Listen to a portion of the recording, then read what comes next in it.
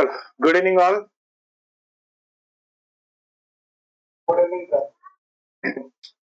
Clear आहे सगळं?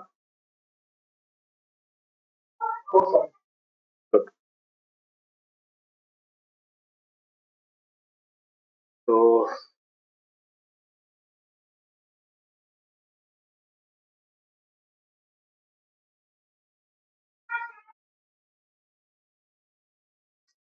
चला चालू करूयात. काय सुरुवातीला बघायचंय आपल्याला? आपण आता बरचस पुढे आलेलो आहोत आणि बरचस पुढे आलेलं असताना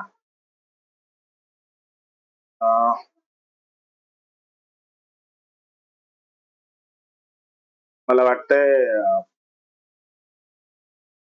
आपण इंटिजर डेटा टाइपचे सगळे सब टाइप शिकलेले आहेत ना? ओके. नाव काय नाही शिकल्या? What I have asked Vedant is आपण इंटिजर डेटा टाइपचे सगळे शिकलोय का? आणि तुम्ही मला डबलचं विचारताय. So we have not yet started anything, right? Related with float. मी तुम्हाला विचारलं की आपण इंटिजरचं सगळं शिकलोय का? फ्लोटचं विचारलंच नाही आणि फ्लोटचं अजून शिकलेलंच नाही ते मला माहित आहे, बरोबर ना? नाही काय short is not a type of float. It's a type of only काय म्हणता येईल,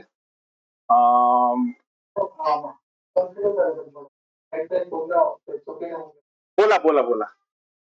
नाही, let it be clear, very clear. काय असतं, उद्या आपण ज्यावेळेस मोठ्या प्रोग्रामिंग लँग्वेजेस मध्ये जाऊ, कदाचित त्यावेळेस आपल्याला या गोष्टी विचलित करू शकतात किंवा प्रॉब्लेमॅटिक होऊ शकतं, राईट? तो आपल्याला हे करणं तर बंधनकारकच आहे. काय की एकतर आपल्याला काय शिकलोय आपण हे नक्कीच बघणं आवश्यक आहे, बरोबर? राईट. आणि त्याचसोबत जर तुमच्या मनात काही डाऊट्स असतील, काही गोष्टी असतील ज्या गोष्टी तुम्हाला असं वाटतंय की आपण आपल्या लक्षात येत नाहीये, तर वेदांत प्लीज मला विचारत चला, ठीक आहे? तर आपण आतापर्यंत फक्त एवढंच शिकलेलो आहोत की डेटा टाइप्स काय असतात, कॅरेक्टर सेट शिकलेले आहेत, डेटा टाइप्स काय असतात शिकलेले आहेत. त्याच्यामधले आपण basic built in data types बघतो, ज्याला आपण प्रिमिटिव्ह डेटा टाइप असं सुद्धा म्हणणार आहोत नंतर जाऊन. त्यानंतर त्याच्यामध्ये आपण शिकलोय कॅरेक्टर नावाचा फाउंडेशन डेटा टाइप, आणि त्याच्यानंतर आपण शिकलो इंटिजर.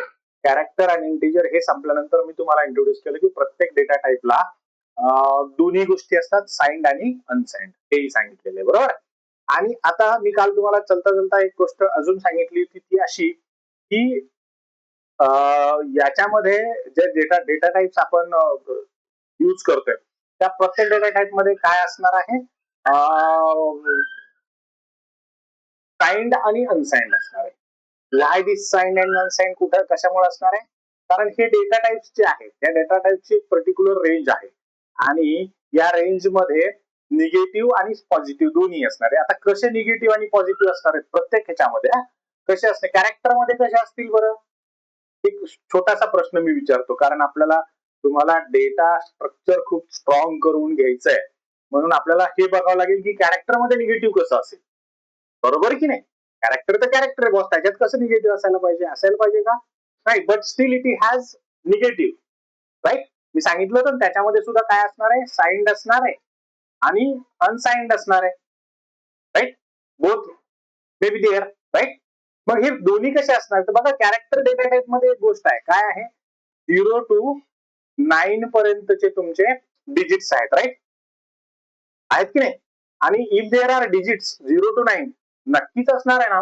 -4 डिग्री सेल्सिअस हे कॅरेक्टर मध्ये सुद्धा स्टोअर करू शकतो, तुम्ही करू शकता की नाही, राईट? म्हणून कॅरेक्टर मध्ये सुद्धा अनसाइंड आणि साइंड दोन्ही असणार आहे, बरोबर? चल, तर आता पुढे जाऊयात. मी तुम्हाला त्या दिवशी सांगत होतो की आपल्याला एक नवीन डेटा टाइप शिकायचा, जो बिल्ट इन डेटा टाइपचा शेवटचा पार्ट आहे, ज्याला फ्लोटिंग डेटा टाइप असं म्हणतात, फ्लोटिंग डेटा टाइप. आणि मी त्या दिवशी तुम्हाला एक उदाहरण दिलं होतं की सपोज एक बॉटल असेल, ती बॉटल आपण टेबल वरती एखाद्या सरफेस वरती, जो सरफेस प्लेन आहे अशा सरफेस वरती टाकली, ती फ्लोट करते, राईट.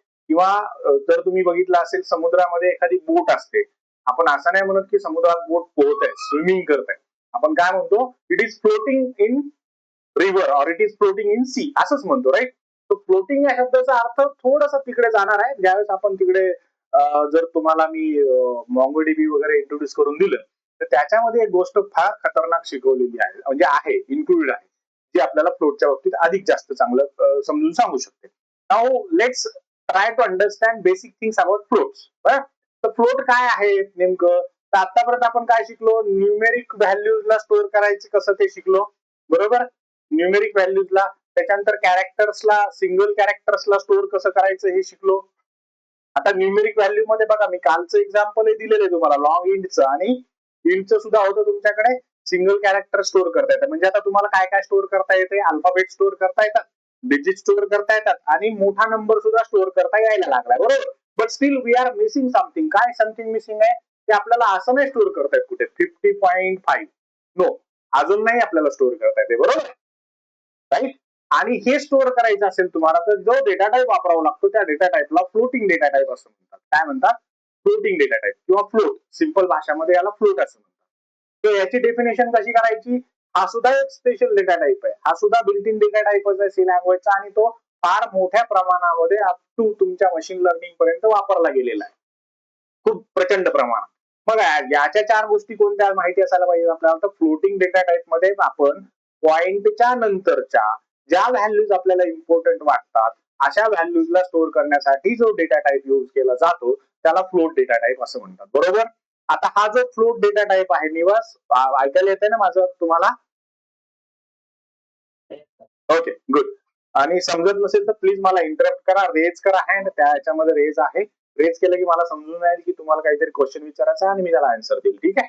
सो फ्लोट नावाचा डेटा टाईप हा बेसिक डेटा टाईप आहे, बिल्ट इन डेटा टाईप आहे, आणि या डेटा टाईपचा वापर केला जातो तो फ्लोटिंग व्हॅल्यूजला किंवा नंबर्स विथ फ्लोटिंग व्हॅल्यूज जर असतील तुमच्याकडे तर त्यांना स्टोअर करण्यासाठी युज केला जातो, राईट. मी तुम्हाला कालही सांगितलं होतं की it is somewhere related with spheres. स्पेअरचा अर्थ असतो सर्कल, असं सर्कल जे सर्कल पूर्णपणे भरलेलं आहे. उदाहरण द्यायचं झालं तर फ्लोट म्हणजे जो स्पेअर असतो ना, त्या स्पेअरची डेफिनेशन आपण अशी नाही करू शकतो, this is not a sphere, this is circle, right. Now what is sphere exactly, तर स्पेअर आपण याला म्हणू शकतो, this is the sphere when it is fulfilled, right. बरोबर Vedant, right. So this is the sphere, आणि हा स्पेरिकल जर shape वापरलेला असेल तर त्याला आपण इथे असं म्हणू शकतो की फ्लोटिंग डेटा टाईप मध्ये त्याला वापरलेलं आहे. चला मग तर बघूयात आपण हा जो फ्लोटिंग डेटा टाईप आहे याच्या कोणत्या 4 गोष्टी आहेत आणि त्या कशा आहेत, कारण प्रत्येक डेटा टाईपच्या 4 गोष्टी आपल्याला माहित असणं आवश्यक असतं, राईट. तर त्याच्यापैकी जी पहिली टाईप आहे, how to use in program. Program मध्ये कसं युज करा, तुम्ही इंटिजरची डेटा टाईप व्हॅल्यू युज केली तर त्यावेळेस काय लिहिलं होतं, INT लिहिलं होतं, व्हेरिएबलचं नाव लिहिलं होतं आणि त्याच्यासमोर इक्वल टू देऊन व्हॅल्यू लिहिली होती, बरोबर, राईट, असं लिहिलं होतं, राईट. आणि याने काय केलं होतं, कंपायलरने मग एक ब्लॉक बनवला, त्या ब्लॉक मध्ये ती व्हॅल्यू दिली, राईट, असं झालं होतं. आता काय करायचं, सिंपल INT नावाचा जो तुमचा रिझर्व्ह कीवर्ड आहे, जो कीवर्ड आहे त्याला रिप्लेस करायचं तुम्हाला फ्लोट या नावाने.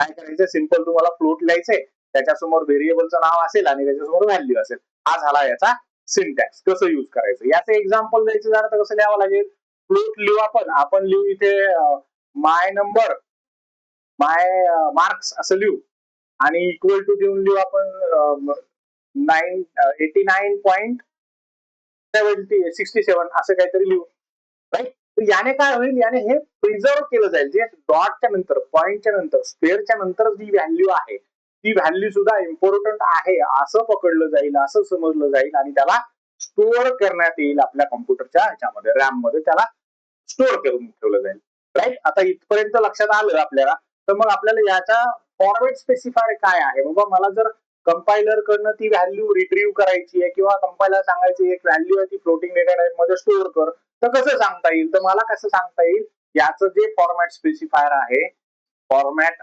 स्पेसिफायर ते असा आहे, फॉर्मॅट स्पेसिफायर असा आहे, पर्सेंट लिहायचंय आणि एफ लिहायचं, that's it, that's more than sufficient.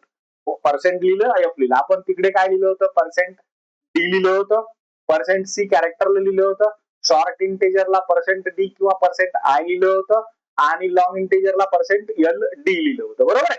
आता इथे काय लिहिणार आहोत आपण, पर्सेंट एफ लिहिणार आहोत, राईट.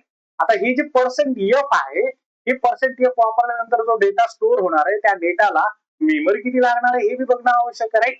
तो आपण मेमरीच्या बाबतीत नेहमीच कन्सर्न असतो, मेमरीच्या बाबतीत. कारण काय आहे, कुठल्याही डेटाचं जर अनालिसिस करायचं असेल तुम्हाला तर त्याला किती मेमरी लागते हे तुम्हाला माहित असणं आवश्यक आहे, त्याच्याशिवाय तुम्ही करू शकणार नाही, राईट. कुठल्याही ऍप्लिकेशनची फ्रिक्वेन्सी, कुठल्या ऍप्लिकेशनची जी प्रॉम्प्टनेस आहे, त्याची जी कॅपॅसिटी आहे ती डिफाईन नेहमीच होणार आहे, तुमच्याकडे मेमरी किती लागणार आहे, बरोबर आहे, राईट. मग मेमरी याला लागणार आहे, ती मेमरी आहे 4 बाईट्स. किती? 4 बाईट्स, राईट. 4 बाईट्स. आता हे 4 बाईट्स कुठे लागणार आहेत, तर हे ऑलमोस्ट सगळ्या तुमच्या कंपायलर्स मध्ये 4 बाईट्सच लागणार आहे, फ्लोटला ज्या वेळेस तुम्ही युज कराल त्यावेळेस, राईट. ज्यावेळेस तुम्हाला वेळ मिळेल, आपण पायथन मध्ये जाऊ, मला एकदा आठवण करून द्या, मी तुम्हाला ते प्रत्येक ब्लॉक दाखवेल, ज्या ब्लॉक मध्ये कशी मेमरी स्टोअर केली जाते, राईट, इन टर्म्स ऑफ 0 1, बरोबर. आपण ते पाहूया तिकडे गेल्यानंतर. आता ते पाहण्याची आवश्यकता नाही, आता फक्त आपल्याला काय पाहण्याची आवश्यकता आहे, किती मेमरी लागते. तर 4 बाईट्स मेमरी लागते. याचं ना फार भयंकर गणित आहे बघा. तुम्ही ज्यावेळेस तुम्ही याची व्हॅल्यू काढता, तुम्ही समजा मी तुम्हाला रेडियस दिलं, रेडियस समजा 10 आहे, हा. तर तुम्ही याचं हे काढू शकाल का, मला काय म्हणताय त्याला, व्यास त्रिज्या काढली आहे तुमची, परिघ काढू शकाल का तुम्ही, याचा एरिया काढू शकाल का सर्कलचा. What is the formula of circle area काय असतो वेदांत?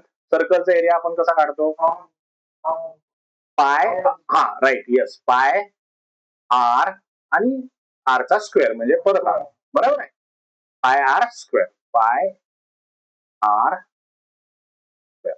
आता हा जो पाय आर स्क्वेअर आहे ना, याच्यापैकी हा पाय आपल्याला सर्कलच्या जिथे जिथे सर्कल येणार आहे, कुठेही बघा तुम्ही, कुठल्याही याच्यामध्ये सर्कल जिथे जिथे आलेला आहे, नॉट इन ओनली मॅथमॅटिक्स, जिथं जिथं आलेला आहे तिथे तिथं पाय उभा आहे, राईट. आणि पाय एक्झॅक्टली काय असतो, हा पाय म्हणजे एक असा कॉन्स्टंट आहे जो कॉन्स्टंट कुठल्याही सर्कलला, no circle in this globe is perfect circle, एवढं तर माहित असेल तुम्हाला, माहित असेल. आईन्स्टाईननी सांगितलं होतं कुठलाही सर्कल परफेक्ट सर्कल नसतो, बरोबर आहे. तुम्ही कुठलाही सर्कल घ्या तो कुठे ना कुठे विभाजित असतो, असा असतो, असा दिसतंय, असा असतो कुठेही. तो हा जो गॅप आहे, हा गॅप याच्यामधला, या गॅपचं ते माप आहे, कॉन्स्टंट काढलेलं पी आय, पायथागोरसने काढलं होतं ते, बरोबर, पी आय. तर हा जो पी आय आहे, हा पी आय एक कॉन्स्टंट आहे, म्हणजे पाय इज अ कॉन्स्टंट, राईट. हा कॉन्स्टंट किती आहे त्यांनी मोजून आपल्याला दिलेलं आहे, 22 सप्तमांश, बरोबर, इक्वल टू 3.14, राईट और रॉंग, अप्रॉक्सिमेटली राईट ना, बरोबर. आता हा जो 3.14 आहे ना, हा सर्कलच्या बाबतीमध्ये येतोय, म्हणजे फ्लोटच्या बाबतीमध्ये सुद्धा यायला हवा. मग याची जी रेंज आहे ना, ती आपल्या जुन्या कॅल्क्युलेशन नुसार नाही होत, याची रेंज कॅल्क्युलेट केली जाते वेगळ्या पद्धतीने, आणि वेगळी पद्धत कशी आहे याची मी तुम्हाला रेंज इथे लिहून देतो. रेंज काढली जाते 3.14, जी पायची व्हॅल्यू आहे तुमची, इंटू केलं जातं, आणि 10 पंखाला 10 raised to 38 केलं जातं, 38, 10 raised to 38, getting the range. लक्षात येते तुमच्या रेंज काय आहे ते. Now this range is very magical range, ही जी रेंज आहे ना खूप मॅजिकल आहे. कशी मॅजिकल आहे, कारण ही रेंज नाही, हा एक व्हॉल्यूम आहे, ही एक संख्या आहे, राईट. मग ही पॉझिटिव्ह मध्ये सुद्धा असेल आणि निगेटिव्ह मध्ये सुद्धा असेल की नाही, पॉझिटिव्ह मध्ये सुद्धा असेल आणि निगेटिव्ह मध्ये असेल. म्हणजेच याचा अर्थ असा आहे की ही जी रेंज तुम्ही काढलेली आहे, आता तुम्हाला जी दाखवतोय मी, ती रेंज कशी असायला पाहिजे, from -3.14 into 10 raised to 38 to plus 3.14 into 10 raised to 38. येते लक्षात. Now we are not from the geography or geometry, right? We are programmers. We don't have any relationship or concern with this spherical mathematical calculation. आपल्याला त्याच्यात जायचं नाही, जाऊयात आपण पण आत्ताच नको, बरोबर. तर हे अशा नियमाने याची रेंज काढली जाते. मला सांगा आता, जर तुम्ही 10 raised to 38 करत असाल तर याचा अर्थ काय होईल, वेदांत अर्थ याचा 1 0 आणि याच्यावरती किती झिरो येतील वेदांत? निवास किती झिरो येतील?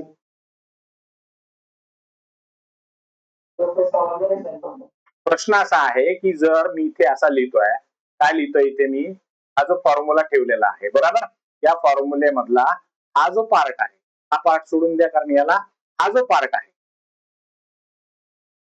हा जो पार्ट आहे, या पार्टचं जर कॅल्क्युलेशन करायचं झालं मला 10⁻38, तर व्हॉट इट डज मीन, याचा अर्थ काय असेल? इक्वल टू लिहून मला कसं कॅल्क्युलेशन करावं लागेल? वेदांत सांगता येईल तुम्हाला? हा एक्झॅक्टली, किती टाइम? 38 टाइम मला 10 लिहावं लागेल, आणि 38 टाइम 10 लिहिणं म्हणजे काय? तर म्हणजे असं आहे की 1 वरती तुम्हाला 38 झिरोज घ्यावे लागतील, बरोबर? राईट,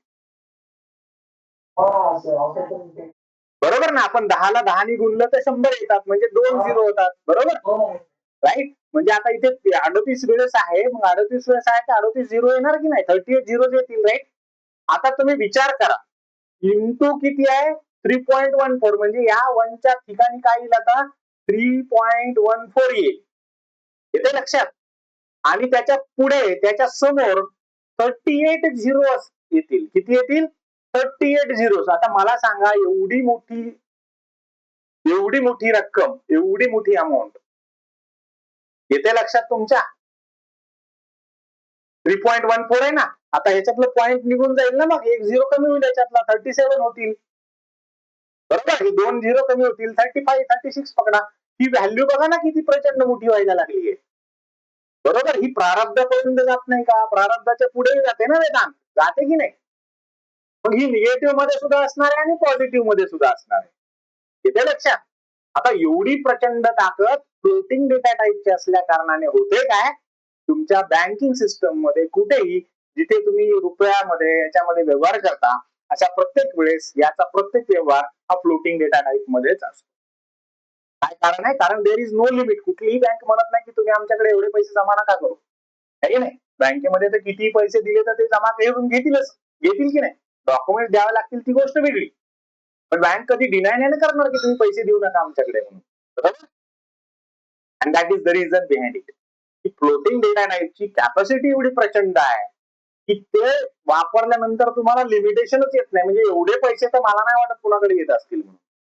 इव्हन इलन मस्कची प्रॉपर्टी एवढी नसेल, जर तुम्ही जर त्याला केलं ना US डॉलर मध्ये, बघा एवढं नाही येत, नाही येणार आहे, बरोबर?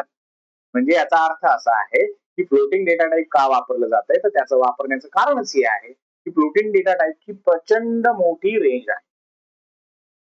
येते लक्षात? आलं लक्षात? चला मग आता फ्लोटिंग डेटा टाईप वापरून बघावं लागेल आपल्याला, हो की नाही?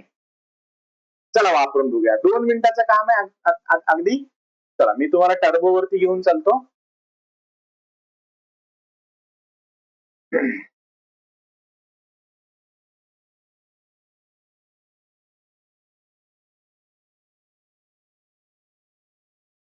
ते आपलं कालचं एक्झाम्पल होतं.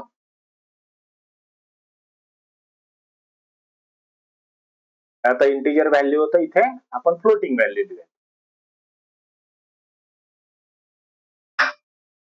फ्लोटिंग व्हॅल्यू सिंपल आहे, फार सिंपल आहे. आपण इथे इंट वगैरे लिहिलेलं आहे, हे सगळं काढायचं आपल्याला, याची गरज नाहीये.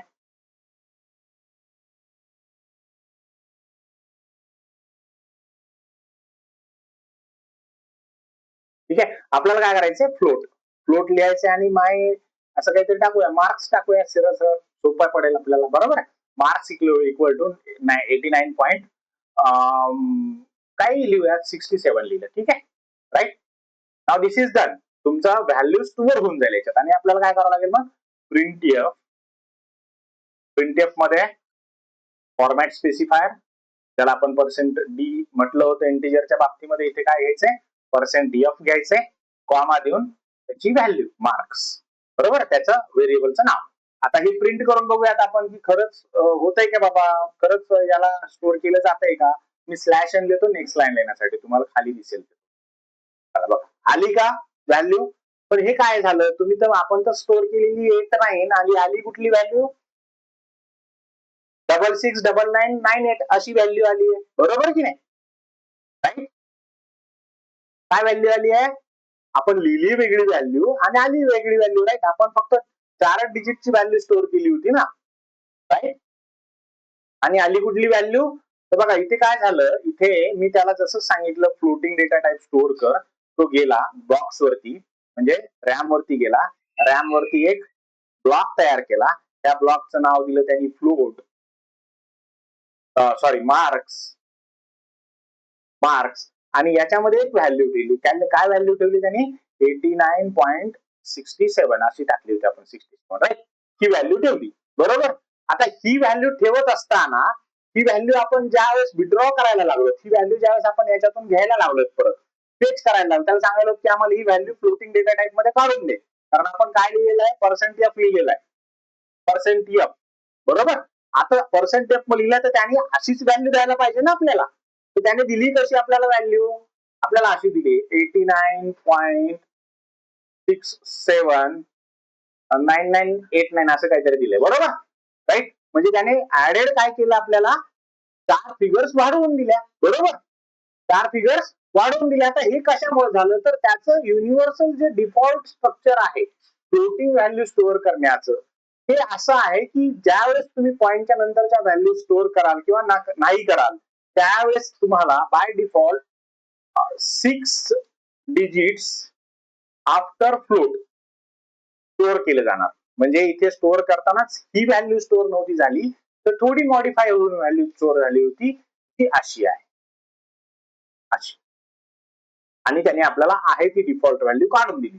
पण तुम्ही म्हणाल की सर दरवेळेस असं होईल का? तर ते दरवेळेस असं होणार नाही. दरवेळेस असं होणार नाही म्हणजे कसं? ज्याला प्रोग्रामिंग माहित आहे, जो प्रोग्रामिंग करेल. आता बघा निवास तुमच्या लक्षात आलं का किती फ्लक्च्युएशन व्हायला लागलं इथल्या इथं? व्हॅल्यू एक स्टोअर करतोय, मिळते दुसरी. अनालिटिक्स मध्ये काय होईल मग? एक सिंगल ह्यानी पैशाने सुद्धा गणित चुकतं की नाही? आणि सिंगल पैशाने गणित चुकत असेल आणि तुम्हाला हे माहित असेल बेसिक पूर्वीच, तर याचा अर्थ तुम्हाला चांगलं त्याला मॅनेज करता येईल की नाही मॅनेज करता?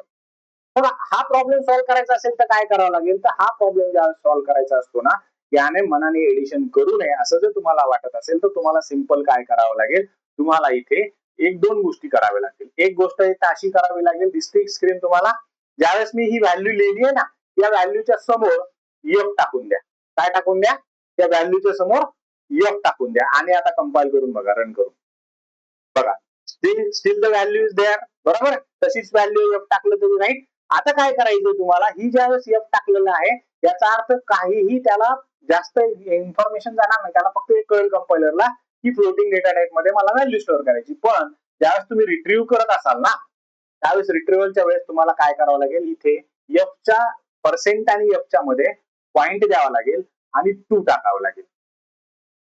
फार सिंपल आहे, जास्त अवघड नाहीये. मी तुम्हाला हळू सोपं करून शिकवतोय. काय करावं लागणार आहे? इथे एफ द्यावा लागला आहे. हे एफ दिल्याने काय होईल? त्याला एक कॉन्फिडन्स येईल की नाही बाबा आपल्याकडे ह्या ब्लॉक मध्ये फ्लोटिंग डेटा टाइपची व्हॅल्यू आहे. आणि फ्लोटिंग डेटा टाइपची व्हॅल्यू ज्यावेळेस मला रिट्रीव्ह करून द्यायची आहे, प्रिंट करायची आहे, त्यावेळेस पॉइंटच्या नंतर फक्त 2 व्हॅल्यूज द्यायच्या. तर बघूयात आपण काय उत्तर येतं याचं. कंपाईल केलं, रन केलं. बघा आली तुमची ऍक्युरेट व्हॅल्यू जी तुम्ही स्टोअर केली होती. राईट. आली की नाही Vedant? So the thing is that this is called as precision. त्याला काय म्हणायचं? प्रिसिजन. प्रिसिजन. प्रिसिजन लेआउट वगैरे तुम्ही इंडस्ट्रीमध्ये ऐकलं असेल कधी? स्टील इंडस्ट्रीमध्ये स्पेशली असतं, मेकॅनिकल्स वगैरे मध्ये. प्रिसिजन म्हणजे तुम्ही एक्झॅक्टली त्याला सांगताय की मला काय कुठला याच्यामध्ये चौकटीमध्ये पाहिजे आणि या चौकटीमध्ये तुम्ही काढू शकता. बरोबर.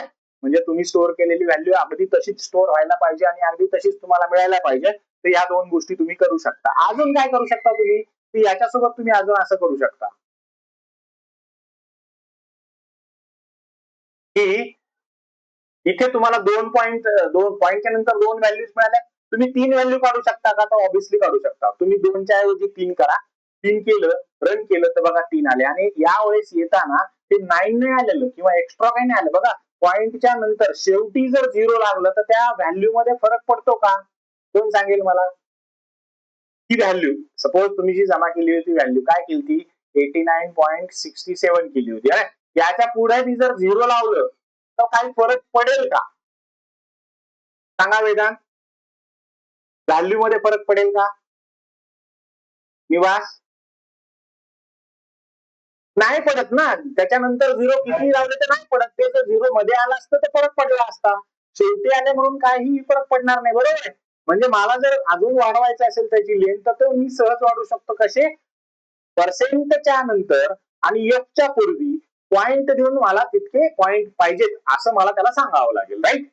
बरोबर. अजून एक दोन पॉइंट देऊन बघूया, म्हणजे आपली थोडीशी जास्त प्रॅक्टिस होईल. चला कसं करायचं, मी एंटर केलं, इथे गेलो, आपल्याला समजा 4 पॉईंट पाहिजे, ते बघा 4 टाकलं, त्यांनी मला 4 देणार, आणि यावेळेस देताना तो नेहमी काय करेल, ऍक्युरेट व्हॅल्यूज देईल मला, मला अशाही कुठल्याही व्हॅल्यू देणार नाही जशी पूर्वी दिली होती. Getting my point Vedant? आहे की नाही, मजेशीर आहे की नाही? Technology is not something, it is learning is always a fun, आहे की नाही? आणि असाच इंटरेस्ट जनरेट होत असतो, राईट. मग आता ज्यावेळेस आपल्याला फ्लोटिंग डेटा टाईप कळालेला आहे, त्यावेळेस त्या फ्लोटिंग डेटा टाईपला अजून काय आहे का, तर there are 2 sub types of floating data type. पहिला आहे लॉंग सॉरी डबल, आणि दुसरं आहे लॉंग डबल. जसं इंटिजरचं होतं, आता इंटिजरचं कळाल्यामुळे आपल्याला माहिती आहे लॉंगचा अर्थ काय असेल, बरोबर आहे. आणि एक डबल आहे, डबलचा अर्थ काय आहे तोही मी सांगणार आहे, ठीक आहे. याच्यामध्ये फक्त रेंजचा डिफरन्स आहे आणि लागणाऱ्या मेमरीचा डिफरन्स आहे, अदर सगळ्या गोष्टी सारख्याच आहेत. So what today you have learn, तुम्ही आज काय शिकलाय, तर तुम्ही शिकलाय how to use floating data type. Floating data टाईपला प्रिसाइजली यूज करायचं असेल तर ते कसं करता येतं हे तुम्ही शिकलात, बरोबर. आणि निवास माइंड वन थिंग, की हे जे फ्लोटिंग डेटा टाईप आहे, हे जे फ्लोटिंग आहे, कारण तुमच्या एका पैशामध्ये तुम्ही व्हॅल्यू स्टोअर दुसरी केली होती ना, बरोबर, आणि आली दुसरीच व्हॅल्यू, ही व्हॅल्यू तुम्ही स्टोअर करत होतात, आणि येत कुठली होती तुम्हाला? ही व्हॅल्यू येत होती जी वरती आहे, जी चुकीची व्हॅल्यू होती, होती की नव्हती? ही व्हॅल्यू येत होती जी चुकीची होती, राईट ऑर रॉंग? आणि चुकीच्या व्हॅल्यू जर आपण जर घेत असू आपल्या ऍप्लिकेशन मध्ये, तर कदाचित आपल्या ऍप्लिकेशनला कोणीही विचारणार नाही, आपलं ऍप्लिकेशन नेहमी रॉंग काम करत राहील, बरोबर की नाही, right. Vedant, this is something which builds your strongest DSA point. तुमच्या पॉइंट ऑफ डीएसएच्या पॉइंट ऑफ व्ह्यूने जर पाहिलं तर ह्या गोष्टी खूप सुंदर आहेत, अतिशय चांगल्या. तुम्ही याला वारंवार प्रॅक्टिस करून बघा की काय केल्यानंतर काय होईल. तुम्हाला 2-3च गोष्टी शिकवल्या, जास्त नाही शिकवल्या, आपण पुढे अजून करणार आहोत भरपूर, बरोबर, ठीक आहे.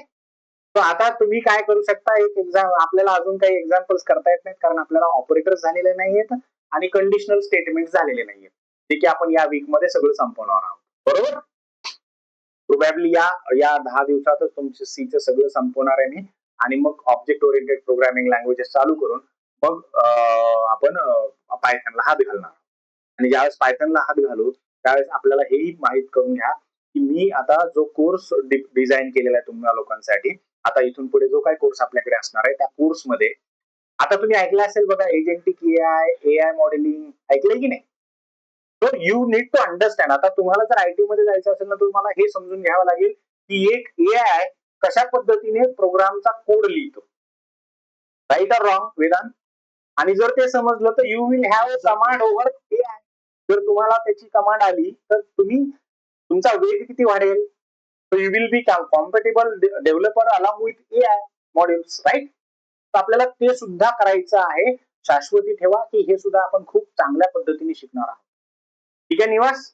आणि निवासला तुम्हाला हे माहित आहे निवास की आज डेटा अनालिटिक्स करायला तुम्ही चॅटजीपीटीला एक कमांड दिली तर चॅटजीपीटी तुम्हाला रिपोर्ट काढून देतं की नाही? जेमिनाय रिपोर्ट काढून देतं की नाही? मग लोक काय एआय हे घेतील, डेटा अनालिटिक्स घेतील, त्याचं रिझन आहे. त्याचं रिझन हे आहे की जो डेटा ह्युमन बिंगला अनालाइज करता येईल तो मशीनला कधीही अनालाइज करता येणार नाही, ठीक आहे. ओके निवास, चला मग आज थांबूयात. उद्या आपण फ्लोटिंग डेटा टाईपच्या जो 2 सब टाइप्स आहेत त्याही शिकूयात. त्याच्यासोबत प्रिंटफ आणि स्कॅनएफला प्रॉपरली कसं युज करायचं ते देखील शिकूयात, चालेल वेदांत? चल. आणि वेदांत जे काही ऍप्लिकेशन आपण जे हे करतोय ना त्याची प्रॅक्टिस करा प्लीज. हा चलो निवास, तुम्ही देखील प्रॅक्टिस करा.